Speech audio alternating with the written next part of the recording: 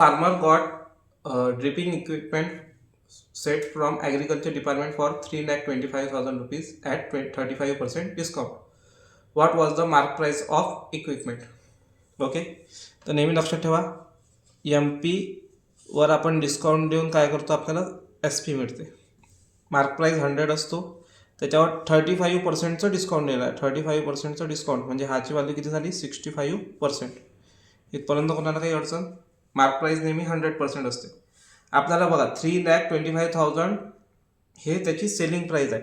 3,25,000 rupees काय झाली, selling price. तर नेहमी लक्षात ठेवा, जो 3,25,000 आहे याच्या खाली आपण नेहमी कोणता पर्सेंट देऊ, त्याचा जो आहे तो पर्सेंट म्हणजे 65% मल्टिप्लाइड बाय आपल्याला किती काढायचा आहे, 100%.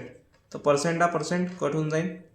65 वनजा 65 आणि याला, तर एक काम करा, याला 5 डिवाइड करू आपण. 5 वनजा 5, 5 3 जा 15, 2 जा आणि 0 जा, इथं आला 20.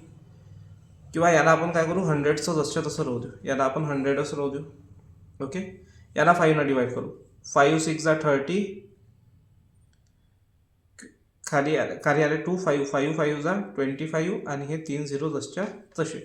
13 वनजा 13 आणि 13 5 जा 65 म्हणजे 5च्या नंतर किती झिरो आले, 3 0 multiplied by 100 is equal to answer आला तुमचा